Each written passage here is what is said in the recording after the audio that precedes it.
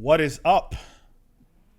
Your boys, the Comics Pals, are here, and we have a special topic for today. This one actually comes from the Discord server, which you guys should absolutely join if you're not on it. And it's from one Matt Murphy, who is a long time listener of the show. And I thought he had a pretty interesting question. So I'll read the full comment he made for context. He said, "My feed has completely gone full Zack Snyder for some reason, and it's got me pondering. He's seen success adapting Miller, more debatable, and maligned adaptations of core DC superheroes. Is there another comic book series / creator's work you think he'd be successful in adapting to film?" Now, I am a fan of Zack Snyder's DC work. A lot of people aren't. That's cool. I'm a fan of Watchmen. A lot of people aren't. That's cool. But I think pretty much everybody who has seen a Zack Snyder movie, whether you liked it or not, can say that he does have talent. There is craft. Yeah. And so maybe it's just gone in the wrong direction for you when he's adapting properties. So if that's the case, then I think it's a fair game question to ask. What property would you like to see him adapt that you think he could actually do a good job with? And thank you, Matt, for the question. The first thing that comes to mind is like his stylistic choices, and usually they're like these, from what I felt, these really big, like big space shots. Not space in the terms of like outer space, but the area which he covers when he has a shot is vast, and so you kind of need this. For me, low to the ground superheroes may not always make a lot of sense for that. But I think the darker angles that he likes to get into, for me, the first start was The Question, like a sort of city, gritty, darker in theme, and maybe you don't get the largeness of what he tends to portray, but I think you can get the tone. Yeah, that's what I was gonna say. Oh, damn. I think also, like, given sort of his predilection toward Rorschach and sort of, arguably like the Randian thematics that were in Superman, Batman v Superman, whoever wins, we all lose. I think, from what I understand, those align pretty well with what Steve Ditko wanted to do with The Question as well. So I think seeing that on the big screen could really be interesting. I don't, I think politically he's going to get maligned for it either way, but I think that's also sort of what makes it interesting, is him putting those themes and that product out there to be argued with. Yeah, I definitely like that. I think that makes a lot of sense. The Question.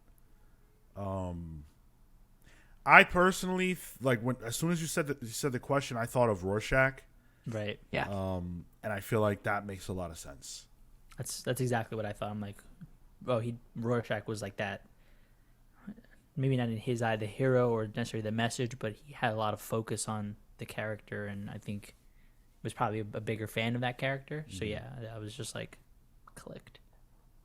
And if we're doing like, because I think the spirit of The Question was more about like creator owned, but I'm glad you guys answered that way, because we can do creator owned as well since we got time. Sure. I think if I had to pick a superhero, I could see a Wolverine movie, I think. Oh, That's where I was also gonna go. Yeah. Because I think a lot of, and especially a lot of this discussion also came from the Discord. Um, he seems to do really well with anti-heroes. Mm. And themes where the hero might not always be in the right, or and so yeah, the first one to my mind was Wolverine, but also maybe Ghost Rider. Ooh, Oh, that could be interesting. yeah. That could I be like really that. interesting. And that, like, if he's on the bike, you get these like nice cool. I can already see like shots just kind of like forming around that. Him coming out like his first transformation. Yeah, that'd be cool. And to the Wolverine point, I think, having him kind of be having to go to different countries, so seeing him in America and getting to see that sandbox, but then having him go to Japan, making Zack Snyder present, these different locales. I think he's good at that. And I think that when it comes to the violence, wow, Zack Snyder would nail the violent part. Yeah, 100%. Now, if we move away from superheroes and we get into creator-owned, where do you guys see Zack Snyder being able to provide value to a creator-owned story? I have a couple. So I actually have more than a couple, but I'll try to be brief. So one of them is Kill or Be Killed Oh, interesting. by Ed Brubaker and Sean Phillips. Yeah. That takes place in New York, and so it's got that, that street, that, great visuals, of course, but then it's about a guy who's basically, for reasons that I won't get into, going around and killing people who, quote unquote, deserve to die, almost like the Punisher. But he's not a superhero. He doesn't have any powers, and he doesn't live in a world where, Punisher obviously is able to do things that a normal human probably wouldn't, just because it's comics. But in Kill or Be Killed, it's presented as close to reality as possible. I think Zack Snyder could definitely thrive in that kind of sandbox. I would also toss out Nemesis by Mark Miller. Millar's. Yeah. Mark Miller, yeah. Oh, that's so funny. Miller is also. We'll get to it. Yeah. Yeah, I think that's a great marriage. Yeah. And that book is about a villain who does a lot of gruesome crime. So I feel like Zack Snyder could find himself in that. It's got, the cool, like, gunplay stuff that I think he would tackle well. The last book is probably the one I'd want to see the most, even if I don't know if it's the best fit. And it's because of that I think I want it. And it's actually Rick Remender's Tokyo Ghost. Ooh. That is not the Remender title I thought you were going to go for. What do you think I would say? I would have thought Low, I think. Same. Yeah, I would have thought Low as well. Well, so I think I thought about Low, but the reason why I went with Tokyo Ghost is because Tokyo Ghost is about a world where things are like hyper fast and everybody's connected to the internet and stuff, and everything is big, crazy action and stuff like that. I think that Zack Snyder, other than Michael Bay, makes the most sense to present that type of world. But then the other side, where they go to Tokyo, and now it's totally devoid of the technology, and now it's swords, and it's, all that culture and stuff like that, I would be very interested to see Zack Snyder tackle that challenge, and I think he'd present the action in a very cool way. It's a blending of genres that I think, if I remember right, Sucker Punch did really well. Yeah, I love that movie. I don't know if I love it, but I thought it was a fine movie. Yeah. The Low, I don't think makes sense because of the message. Like, ultimately, the sort of positivity that kind of comes out of it, that theme, it feels like his movies tend to be a bit more dire. So I don't know that would have meshed. But similarly, in the Millar route, I was thinking Reborn. Like, I think you can do a lot of cool. Like the thing that comes to mind most readily is the big tree, and like being able to have all of these people come back and do all this action sequences. Yeah, because similarly, when I think of a Millar thing, I think of this, or sorry, rather Zack Snyder, like almost a step below the Michael Bay in terms of the action kind of thing. Yeah. And so yeah, I think that would probably work. That's interesting. It's funny. I think Go. Please. I think I have an interesting one, but I'm not sure if I want it. In fact, I'm pretty sure I don't. I don't necessarily think this is creator owned. Maybe it is. Chainsaw Man.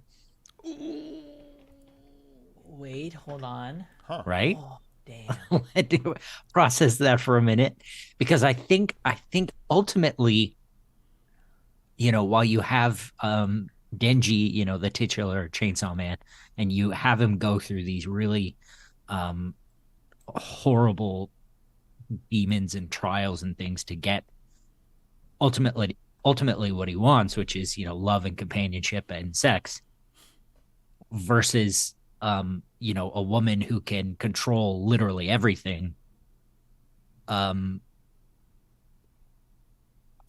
I think there's something there that I think he could really attach himself to that would be really, really interesting. Mm-hmm. There's an anti-hero, do what it takes, do what I tell you type of message and theme that I think he could really latch onto, on top of the action and the horror elements and the things like that. Yeah. That's interesting. Like, so would you do it? Would you think he should do it like a series of films? No, I don't want more than one Zack Snyder movie. Oh, all right. I think there are things that are in the manga that I would probably want to leave fairly untouched. Sure. Just because like there's so much mystery in it that hasn't even been touched in the actual manga yet. That we've only had hints of. But I think, when you put like the boss devils, together and in order, and then the end result being he's been manipulated by Makima the whole time. Spoilers, I guess. I think you could do it in one satisfying movie To tell that arc. Yeah. Right. Yeah. The other one I was thinking of was, are you guys familiar with Mark Waid's Empire? Is that the irredeemable universe? Or is that something different? Not sure. This is where like he's like this Doctor Doom kind of guy, and he's a villain, and he has managed to become the emperor of the world. Like he's defeated all the superheroes. He got the end goal, but then the book turns where now it's all about how does he maintain power? How does he how does he deal with his regiment leaders who are now potentially want to also attain where he's at? And it's good drama, but I thought that would be cool. It's like a post superhero world where it's just villains, but now they have to make it. Then now they have to make the world work. It's not just in ruin. Interesting. Yeah, I just looked it up, and this comic actually has a pretty interesting publishing history, having been published by 3 different publishers. One of them being Guerrilla Comics, which existed for literally 2 issues of this book being published. Then it was DC, then it was Thrillbent. I never heard of this. Huh. I'm gonna make it a book club choice. I think it's good. Hey, Mark Waid. Yeah. I have one last idea for what book Zack Snyder could tackle, and that's Lazarus. We did a book club on Lazarus not too long ago. It's a Greg Capullo, Michael Lark book, and Greg Rucka. Sorry. I just read Greg Rucka's name or Greg Capullo's name when I looked up Reborn, but Greg Rucka, Michael Lark, and it's a book about a really, really dystopian world where it's basically run by bankers and really, really rich people. There's no more government. It's just all run by families of rich people, and they each have a Lazarus that protects the family, and that Lazarus can be a lot of different things. But the reason why I think this makes sense for Zack Snyder is because you get to present, first of all, so many different locations that are, really like dark and can be gritty and scary. And I think Zack Snyder could bring that to life. But then also the Lazarus part with the fighting and all of that, I think that would look really cool. The action scenes would be great. I think Zack Snyder could nail that as well. That feels very close to Sucker Punch. Like you could put those in the same conversation, I think. Yeah. Yeah, that makes a lot of sense to me. Hey, sounds like if Zack Snyder were to listen to us and snap up one of these properties, maybe someone offers them to him, could have a hit on his hands. I think so. For once. Wow. Wow. Let's not get into the. We don't need the Snyder Bros here. No slander. Thank you guys for listening. Always appreciate it. Who do you think Zack Snyder should make, or what character do you think Zack Snyder should make movies about? Who do you think he would be the best at adapting? Sound off in the comments. Let us know what you think. Thank you so much for watching. Until the next one, with the Comics Pal signing